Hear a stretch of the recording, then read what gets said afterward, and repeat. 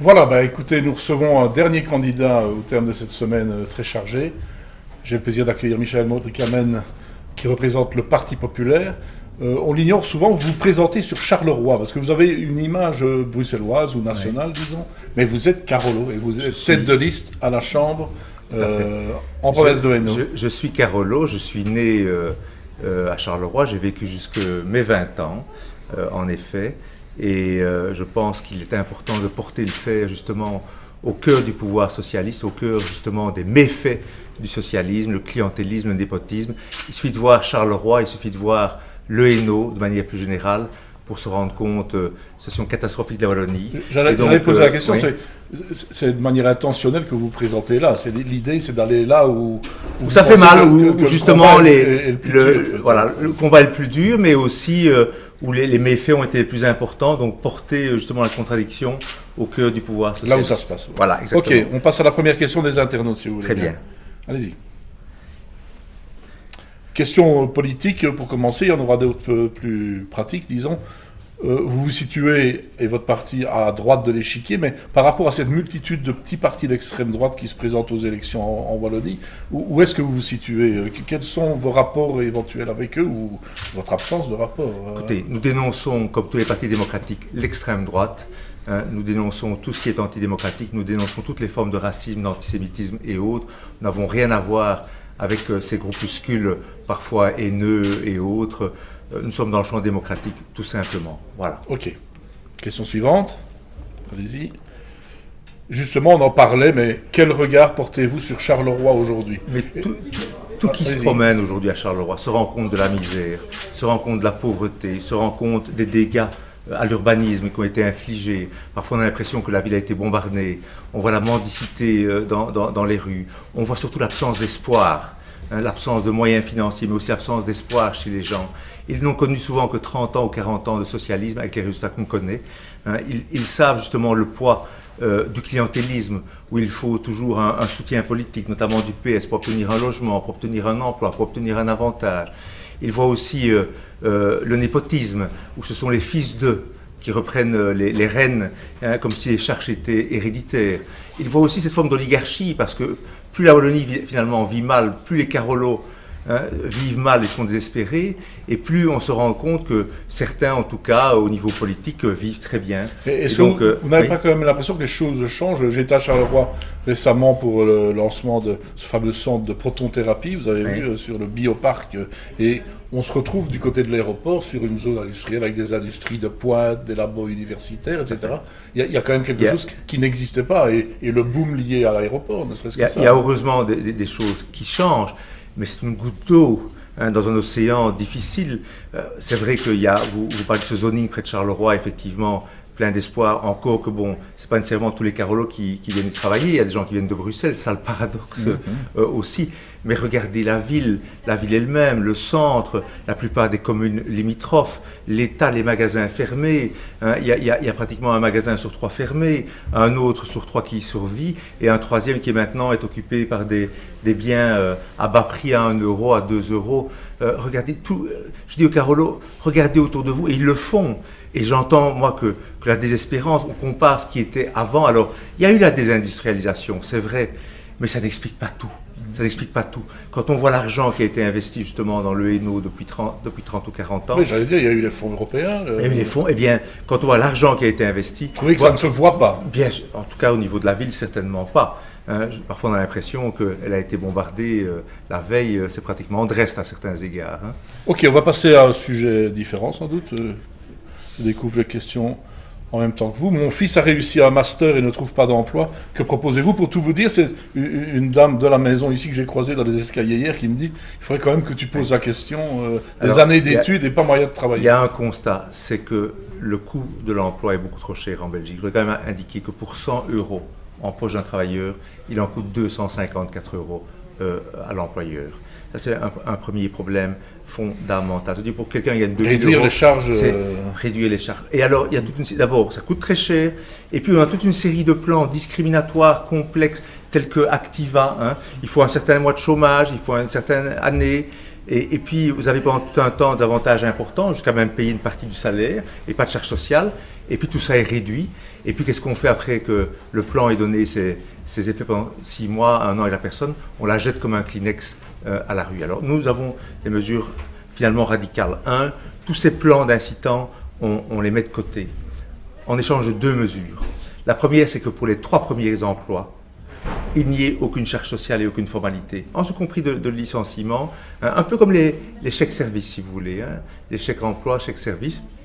C'est un tiers qui organise le tout. Quelqu'un, un employeur veut engager, eh bien, ça lui coûte 2000, 2200 euros, le brut, pas 1 euro de plus, pas 1 euro de moins, durant toute la durée du salaire. Il y a combien de petites entreprises qui sont le cœur, justement, de l'activité en Wallonie et à Bruxelles, qui, justement, n'osent pas engager en raison des formalités, en raison des coûts, parce qu'ils savent que ces plans n'ont qu'un temps. Et la deuxième mesure? La deuxième mesure, c'est une réduction pour tous les autres, une réduction linéaire des charges sociales. On sait que c'est à peu près 33% de charges sociales. Nous voulons au moins le plus vite possible le ramener à 30% de charges complémentaires pour justement... Et c'est finançable, une mesure enfin 2 mesures comme ça? Nous les finançons par une réduction des dépenses publiques, on l'a déjà dit. Nous n'avons pas besoin de 62 ministres, nous n'avons pas besoin de tout intercommunal, nous n'avons pas besoin de maintenir des provinces, nous n'avons pas besoin de communautés. Donc on veut vraiment trancher, couper dans l'art de tout ce qui est devenu inutile, que les autres partis, dont les autres partis parlent, mais qu'ils n'osent pas faire. Parce qu'il y a les copains et les copains des copains qui sont donc... nous sommes un parti neuf, et qui sont prêts à prendre ces mesures radicales. Et je l'ai dit aussi, c'est une mesure qui a été un peu brocardée, c'est que si les réductions de dépenses ne suffisaient pas, eh bien on peut passer par exemple sur la TVA d'1% sur les produits de luxe, parce que comme ça, vous taxez également les produits importés, pour justement au profit de l'emploi ici. Voilà. Ok, on passe à la question suivante. Alors, faut-il accueillir des avions de Zaventem à Liège et Charleroi? C'est le débat polémique très simplement, cette dernière semaine. D'abord, on en accueille. Bon, j'ai pas de souci. Si ça, ça ne pose pas de problème aux opérateurs, c'est à eux qu'il faut d'abord poser les problèmes. On oublie qu'on décrète, mais qu'en réalité, il y a des entreprises qui ont investi, il y a de l'emploi et autres. Moi, je n'ai pas de souci si c'est concerté à les faire partir, mais je crois que c'est aussi un intérêt pour Bruxelles de conserver aussi une activité logistique importante sur Bruxelles. Par contre, évidemment, ce qui s'est passé avec le plan Watley sans concertation, où les gens sont réveillés du jour au lendemain avec des milliers d'avions qui passent, est tout à fait inacceptable. Et je voudrais dire que c'est la faute de tous les partis traditionnels, et c'est également une hypocrisie, parce qu'aujourd'hui, plus personne n'est le père à cette mesure. Donc, en tout cas, c'est à mettre au passif, bien sûr, de M. Watley, mais de tous les partis, le PS, le MR, qui l'ont voté. Ok, on enchaîne si vous voulez bien. Alors, faut-il miser pour la Wallonie sur l'industrie lourde ou sur l'innovation et les PME? Les deux, tout simplement. Bien sûr, l'innovation, bien sûr, avec des clusters. Mais vous parliez des PME, enfin de l'importance d'un réseau de PME. Nous pensons que c'est évidemment l'essentiel, les PME, parce que d'abord, c'est le tissu industriel. Mais bon, on sait que c'est aussi un manque un problème de la Wallonie, c'est que ces PME ont de grosses difficultés pour passer du cap justement où il y a 3, 5, 7, 8 employés vers les 30, 40, 50 ou plusieurs centaines, alors que ça se passe beaucoup facilement en Flandre. Nous pensons, je vous l'ai dit, réduction des charges, réduction des formalités. Il y a des terrains par contre, et l'emploi wallon est plutôt bien formé et assez qualifié, donc il y a moyen de s'en sortir. Il faut une volonté de le faire, il faut montrer un chemin, il faut simplifier, il faut arrêter de se lamenter, il faut arrêter de parler toujours de social, non. Il faut parfois donner un coup de pied au derrière pour dire avançons. Ok, on enchaîne si vous voulez bien. Alors, des éoliennes partout, êtes-vous d'accord? Certainement pas. Je dis les éoliennes, c'est certainement une des plus grandes catastrophes d'abord. C'est peu rentable, je veux dire 7% seulement du temps, les éoliennes tournent. Le reste, il faut des turbines gaz-vapeur. Ça coûte beaucoup d'argent, ça ne compensera jamais le nucléaire. Problème pour le paysage peut-être? Problème pour le paysage, problème pour les gens également, et problème pour les animaux, la faune. Pas de nombre d'oiseaux qui sont tués. Donc nous pensons que d'abord il faut maintenir les centrales pendant un certain temps encore, pas les fermer, elles nous apportent une énergie à bon marché, ces centrales. Et à côté de cela, il faut investir dans les énergies du futur. Par exemple, le thorium, qui est extraordinaire, c'est le nucléaire vert de demain. Je veux dire, dans les pays nordiques, ils en sont déjà là. Les Chinois sont en train d'y travailler, seront les derniers à le faire. Parce que non seulement la facture énergétique avec toutes ces aventures qui sont proposées par les écolos est extrêmement importante, puisqu'on sait qu'on paye 1,5 fois ce que l'énergie coûte dans les pays limitrophes, pour les consommateurs tout simplement, mais aussi les dégâts au niveau industriel. Toutes les entreprises qui, ne viennent pas s'installer ou qui délocalisent en raison de coûts excessifs d'énergie. Il y a des études qui le démontrent au niveau européen. Ok.